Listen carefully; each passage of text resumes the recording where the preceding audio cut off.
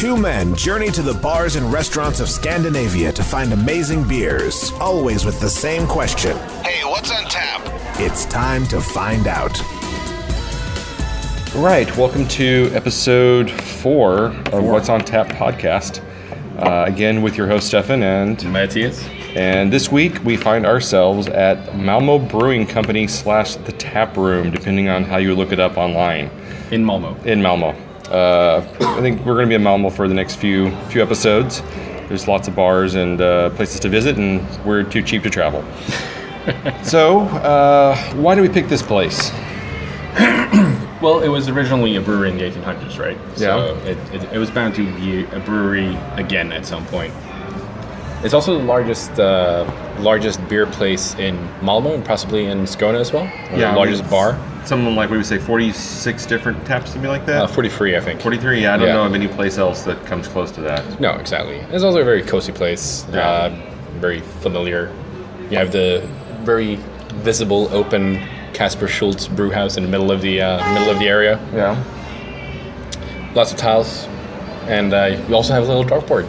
You can't go wrong with a dartboard. If you have a dartboard, then you know you've reached a true bar level. I quite like this place. It's really comfortable. When it first opened, it was just, they've got 3 floors here. The 3rd floor is kind of a special room now, but originally it was the original location of the Malmö Brewing Company, and I guess I wasn't that impressed with their offer at first. And no, it was quite small. Yeah. But I mean, the space was huge. But it was a big space. Tap selection wasn't that big. Yeah, and I think it was mostly their own. I think it was only their own stuff. Yeah, it was only their own stuff, and I didn't really care for most of what I tried. Yeah. So I kind of didn't come here for a couple of years, and then I came back. I guess it opened in 6 or 7 years ago, and then about 2 years they opened the other area. 2 sections. Yeah, the new area, and pretty much tripled their seating capacity at that point. And then it became quadrupled their beer tap selection. And it became a much nicer place to be, and incredible selection, and just a lot more interesting. And their beer got much better too. And it went from having, I think, 3 beers selections to now they're like 10 to 12 of their own. I think it's even more, like 16. Is it up to 16? All right, I believe. I don't think they ever have that many. Usually it's around 10 or 12. Maybe not on tap at the same time, no, but yeah. They could have if they felt so inclined. Exactly. Well, they could have 43 of them if they wanted to. Sure they could. I guess there's a couple of limitations to that, but only the imagination. Exactly. And the fermentation vessels. Yeah. So we aren't eating in the course of the episode, but we did just eat, and we both had the pulled pork. It was really nice. It wasn't smoked, but it was oven cooked. So they're kind of billing themselves as a barbecue place, and not really barbecue, but in the effort that they, I guess a smokehouse. They're not a smokehouse, but they do barbecue. Yeah. We'll quantify it that way. Yeah. But it was really good. It was really nice, very tasty. They had some basmati rice, which was kind of a weird combination with barbecue. And then some sort of squash or sweet potatoes. We're kind of arguing over which it was. Butternut squash. But I think it was butternut squash. Yeah, it must have been. And then some slaw, of course, as you have to have with pulled pork. Some pickled onions. Yeah, bread. A really hot pepper. It was delicious. And their homemade ketchup. And their homemade curried ketchup. So I recommend the ketchup. It was delicious. Yes. I would eat it on fries and popcorn and many other things. Because that's what you eat on popcorn is ketchup. Yeah, for sure. And popcorn is also one of the things they have. Swedes love ketchup and pasta, which I don't entirely understand. Really? Are you crazy? Nope, I don't understand why you would do pasta and ketchup. That's just weird. It's just common sense. It's just a Swedish thing. No other culture in the world has devolved that much into. Norway. But Denmark, they're just weird. You can't. I'll hold Swedes to a higher standard. As I thought I did. Well, you do live in the South as well, so. That's true. Yeah. It is a little more rednecky here than other parts. Which makes it, totally comfortable for you. That's why I feel at home so much. Yeah. Originally, I'm from, I don't think we talked about this before, but where I lived in America. I'm from Tennessee originally, and kind of lived in Arkansas, Louisiana, all the Mississippi, all the really touristy spots of America. And then Texas for 11 years before moving here. So I really got the South covered as far as living there.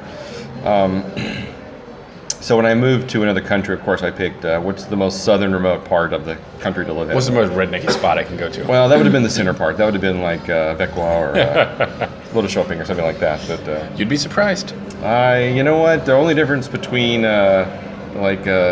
countries anywhere is the city is pretty civilized, and then once you get into the country, it gets pretty scary pretty quick. Oh, yeah. In a lot of places. Yeah. You think California is one big cultured paradise? It's not. It's like San Diego, Los Angeles, San Francisco, and then it's just like Deliverance the rest of the state. So, yeah. Well, we are getting the clown craze over here now as well. I'm excited about that. You can't have too many clowns. You're excited about it? Yeah. Crazy clowns randomly appearing out in the middle of nowhere. I don't know. I'm not a huge fan. I kind of want to just do that myself, just to dress up as a clown and just stand randomly on the street holding a balloon, not doing anything, minding my own business, and then just disappear into the woods in a poof of smoke. And I would have smoke grenade, smoke bomb, then just poof, and then disappear into the woods. Good luck with that next podcast. Yep. I think that's the way to go. I think I said I'm doing it on Halloween this year. Clown costume? Yep. Original. Yep. Okay, so moving on, we've got 2 beers tonight, 2 vastly different beers. Well, they're both barrel aged. They are both the Limpic barrel aged? Yeah. Oh, I didn't know that. Okay. So we got 2 barrel aged beers. One is a Brett Farmhouse. Yep. And the other is a stout. Imperial Stout, even. Imperial Stout. Ooh, it's a big dog. I didn't look up the alcohol percentage on this. It's 5.5. 5.5 on the. It's called Chatoepolis or however you want to pronounce it. Chatoepolis. It's only got 8 reviews to date, so we're kind of getting this fresh off the on the tap, so it hasn't been here very long. Again, it is a barrel-aged Brett Farmhouse. So what are you kind of expecting from this? Well, hopefully a lot of Brett character. Yeah. Getting all the depending on what kind of Brett they use. Hopefully a fruity notes or the. Let me put the phone over here. Or better. That's probably better. Not under my arm. Well, yeah. Hopefully a lot of the bready, fruity notes on it. But it could also be like the horse saddle hay. Sweaty horse, maybe. I'm hoping not for that. I'm hoping it's not a horse blanket. I'm hoping it's less farmhouse and more just fruity, sour kind of bread. Yeah, that's what I'm really. That's what you're hoping crossing for? my fingers and wanting to get. I kind of enjoy the sweaty horse ones. I know we've covered this before. You love that sweaty horse smell. Yeah. And I tend to be like, oh well, that's a interesting choice. Yeah, that's not where I like to go with these things. So all right, let's just give it a sniff here. Sure. We ordered this a little bit ago because we had an interview, and we'll post links to the interview, which should be coming out before. Actually, it'll be out by the time this episode comes out. So yeah. It's a little already linked to it, and so this has been sitting for about 30 minutes or so. Had time to develop, as they say. Yep. It's a little more sour smelling than I think when we first It smells quite acidic. Yeah. Yeah. It's got a lot more of the. You get some fruit on there. Yeah, it doesn't have a lot of head retention. It's pretty non-carbonated. Yeah. It does look kind of flat. Yeah, it does have a beautiful kind of champagne-y color to it. It smells absolutely wonderful. I think you do get a ton of barrel character in there as well. It kind of has that Chardonnay kind of smell to it. Little. Might be where the name comes from, Chateau. Yeah, could be. Yeah, it does look like a Chardonnay now that I think about it. It's kind of golden in color with, kind of that oaky, fruity smell to it. Going for a taste here.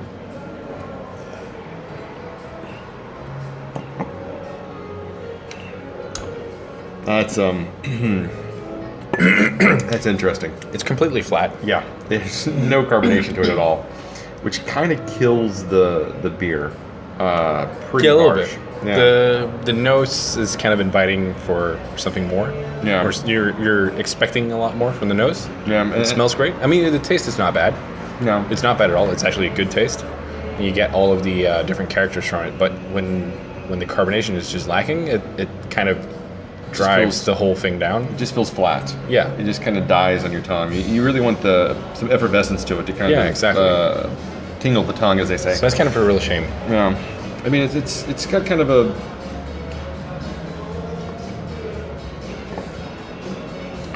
It's got some really pleasant wine notes in there. So it does feel like a Chardonnay in that manner, but then it has a kind of a bready finish to it. Yeah. Which is kind of, I don't know, odd, I think, for it to have such a... Because it's so flat that it just really, you kind of think of wine. Especially if you swish it around a little bit, because that really comes out. I mean, maybe that's what they were going for. I don't know. It could really be sold as wine, to be honest. Yeah. Or maybe a nice malt liquor. Is there such a thing? Colt 45? I don't know. Would you find that as nice? Could be in the right circumstances. All right. So, notes from the brewery. Oh yeah, let's talk about the Malmö Brewing Company. Yeah. I say when they get something right, they really hit it out of the park. I mean, I've had several things from there. I'm just like, wow, this is great. Unfortunately, you got to kiss a lot of toads to find a prince. I've had probably more things I've been either mild on or just didn't personally care for, or just felt like it just misses the mark of what they're trying to do. Yeah. But then when they had their Limpic release earlier this year, and they had 7 different Limpic beers. Yeah, they had a whole lineup of them. Yeah, all of them were just solid. I mean, the worst one was still like a 3.5, 3.75. I mean, they were all just really, really great. But sadly, a lot of them are like this Chatoepolis, just kind of really middle of the road. It's got a lot of potential involved, but it's just kind of missing the mark in some way. I don't know how you found them in the past. Well, I think the whole place really turned around when Thomas took over for brewing, right? Because then quality just upped vastly. Oh yeah, by far. Yeah. So I think that's a really good thing. I don't know exactly when he took over, but it's a while ago now. Yeah. So, but I would say, I mean, they do a lot of drinkable stuff, so it's not what you're expecting from, like, it's not going to be the overly extraordinarily rare hopped double IPA. Yeah. But it's going to be a really drinkable one. Yeah. So I think that's also why we kind of get a little bit spoiled by the, kind of rare beer tastings and all the Omnipollo stuff with massive amounts of different ingredients in it. So it's kind of like those kind of overshadow like the drinkable beers a little bit sometimes. Like I'm saying, if I come here, I know I can look on their menu, and of the 10 or 12 beers that they make, I'm going to find 2 or 3 that I'm going to enjoy. Exactly. To some degree or another. Exactly. But I mean, they've also had, like most breweries, a couple of misses. Yeah. And as you said, like when they do get something right, they really hit it out of the park. Yeah. So since I missed the Limpic release this year, I'm really excited about that they still had the regular Limpic. I'm really surprised they still have it. I thought they'd be out by now. Yeah. And I will say, they did create the first coconut beer I actually enjoyed. Oh, it was true. Coconut chocolate. It tasted like a Mounds bar or Bounty, as they call it here. Yeah.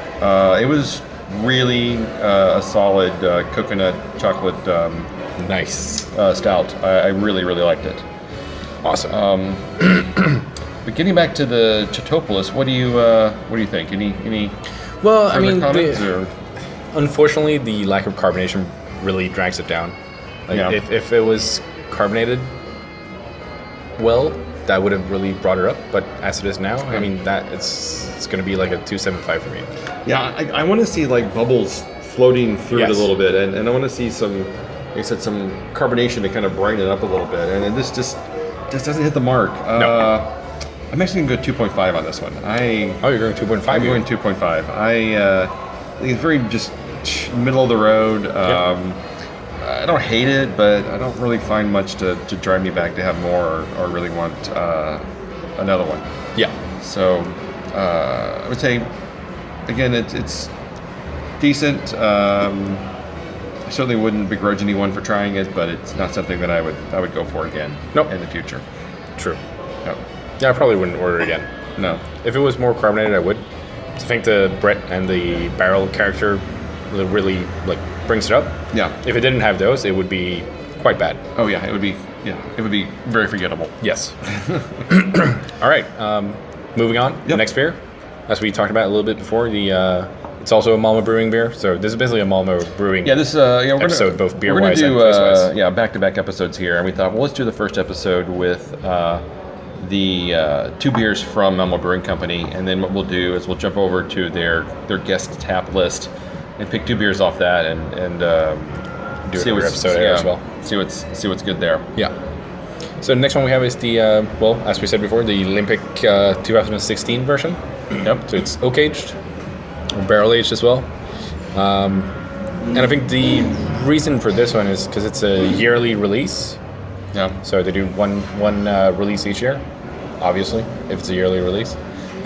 But yeah, like you said, they had a bunch of different small batch versions as well, like the coconut chocolate one. And then there was kind of a mole inspired one that was really, really good. Yeah. They had a marshmallow one, which was phenomenal. The marshmallow fluff, right? Yeah, that was so good. I heard about a lot of people liking that one. Yeah, that one was, we tried it with 6 other people, and I think it was everyone's favorite. Yeah. And they also did I think another barrel aged and another Mexican-y inspired one. Oh, they had one that was 2 coffee ones. Oh, true. And Yeah. There was one coffee one that was like amazing, and there was one coffee one that was a cold brew coffee, which I was expecting to be really good, and it was the worst one of the lot. Yeah. I was really surprised by how much I didn't like that one. Yeah. But so what do you expect from a heavy Imperial Stout like this one at 13.3%? Well, I've had this one before, but I'll be honest with you, I don't remember much about it because there were 6 other ones in the lot, and it's hard to remember just the regular barrel aged one. I remember liking all of them. There was no losers in the bout. It was just a matter of personal taste, and even the one I didn't like, I still think I gave like a 3.25, and it was only because compared to everything else, it was the lesser of the lot. Yeah. But I'm expecting this to be really, have a nice chocolate, maybe a little coffee in there, kind of your standard stout, flavors. Yep. With a little bit of that barrel aged, probably a little bit of a whiskey. Bit of the kind oaky character. Yeah, oaky character, something like that on it. So I remember liking it, but I don't remember what I gave it. And I didn't look beforehand because I want to see how I judge it against it later to see if there's a difference. That's a good way to do it. Yeah. Right, so should I have a little whiff? Yeah. And sorry, what are you expecting from this? Oh, I'm expecting it to be great. You expect it to be great, just flat out, just like no. No, because the last year's Limpic Stout was one of my favorite Malmö Brewing beers. So I'm really excited about this one. I don't think you're going to be disappointed here. Well, the smell tells me that it's going to be quite nice. Yeah. Or it's going to be more than quite nice. It's going to be really nice. So when you smell things, like this has a lot of notes to it. Yeah. So when you smell, do you kind of do a whiff under your nose first to kind of, or you just full blown nose in? I just go nose dive in there. Well, do you do the thing where you kind of put your nose like right to the glass on one end and then smell across like that to see the different characters? My nose is so highly developed. Yeah. Well, I'm just saying, like when you taste wines, there's a whole there's like 3 different smelling processes, right? Yeah. So you smell from front to back, and then you smell from side to side, and then you just get your whole nose right in there. Yeah. Do you follow that process, or do you just go whole nose and screw the other 2 parts? Sometimes I do. Depends a little bit what I'm in the mood for. Yeah, like some beers you can really tell. Like with this one, you can really smell a difference between the front and the back of the glass when you smell it, and there's a lot of. It really, I think, has a difference. You get the more of the alcohol up front. Yeah. As you move across, you kind of get more of the development of the different essence. Yeah. You don't always get that with every beer you try to do that with. No, I think it needs to be quite a complex beer to get all those. And this one's been around for about 45 minutes now, and you can tell it's developed a lot since we first got it. Well, this needed to warm up a bit as well. Oh yeah, definitely. And that was a problem with the what was the other beer we had at Brewdog last time? That was the what was it? was the Demolin Serena Estro, right? Yeah. And it was good, but it was too cold. Yeah. And after we finished recording that episode, we kind of finished drinking it, and it warmed up more. And then you got a lot more. The smoke characters really died down more. Yeah. And it brought out a lot more of the, like you were talking about, the fig and the chocolatey dates notes and the figs. chocolate. Yeah, exactly. All right. Ready? Taste. Yep. Oh, you gonna do a scope? Yeah. There you go.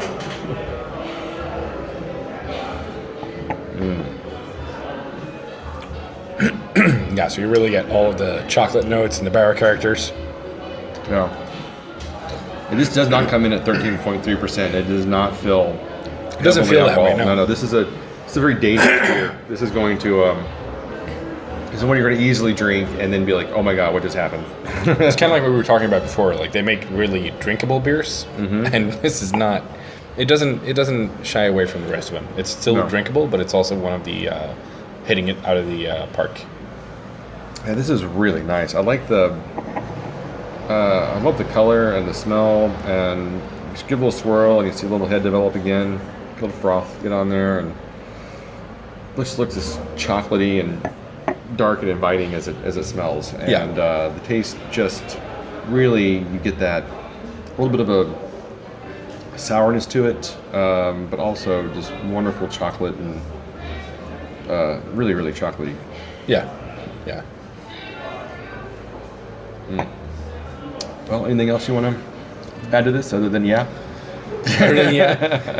I think if you are in Malmö or any other place for that reason that has the Limpic on tap, then I think you should definitely give it a try. Yeah, I don't think you'll find it anywhere else than this particular bar in Malmö. No, I think they had it in Gothenburg as well. I think. Really? Yeah, they might have exported a few kegs. I'm not really sure. Are there other? Really sure. This place. Do they have another sister bar somewhere? Well, they do have Hamnestan, right? Where? So the one over by the central station. Yeah. But it's kind of a different concept than this one here. Yeah, very different. So, it's much more Germany. Yeah, it's more like a German beer garden kind of thing. So, yeah, I think that's about it on this one. Yeah, I'm gonna go 4.25 on this. Yeah, I really like it. I think it's really great flavor. It really delivers from the smell to the palate. I think it's solid. I remember the other ones, and a couple of them I liked a little bit more than this, but I would definitely do 4.25. I'm about a 4. Of course you are. There's so many really good Imperial Stouts to compete with. It's really hard to kind of categorize it higher than this. I wish I'd tried the special versions as well. Yeah. I mean, I think the Marshmallow Fluff, for example, I think that would have been, thinking about what everyone has been saying about it, I think that's one that I would say enjoy. The Marshmallow Fluff, the other coffee that I can't remember what it was, and then the Mexican mole one, I think were my 3 favorites. Yeah. I'm usually not a big mole fan. I know, but I think you would have really liked this one. It wasn't aggressive. It was really subtle and really blended well with the chocolate notes. Yeah. Okay, well. All right. This wraps up this episode. The Malmö Brewing episode. Yep. Malmö, part 1. Well, the all Malmö Brewing, and then we're doing Malmö Brewing and guests. Yes, that's all we're doing for the next 5, 6 episodes. Why not? We'll be here next episode too. So it'll probably be a little shorter than this episode. Check us out on Instagram and Facebook. And we are trying to get into iTunes. It takes a little while. Who knows? Maybe by the time this episode's up, we'll be in there. Hopefully. But we are on Stitcher, so that's a good place to find us if you like Stitcher. Otherwise, be sure to subscribe to us and download the episodes and share it with all your friends and relatives. And it makes a good Christmas gift with the holidays approaching. And it's free. So you can just give them your love and a copy of this, and then a subscription to this podcast. And then a map to all the places where we've been. Exactly. We should do that. We should do a map of all the places we've been. Yeah, and then post it, then we just update it on a regular basis. That's a good idea. That's not a bad idea. Yeah. I know, that's what you just said. Yeah. It's a good idea. It's not bad. All right. We'll figure out how the technology involved in that and get that added to one of our sites. All right. Great. Till next time. See you later. Bye.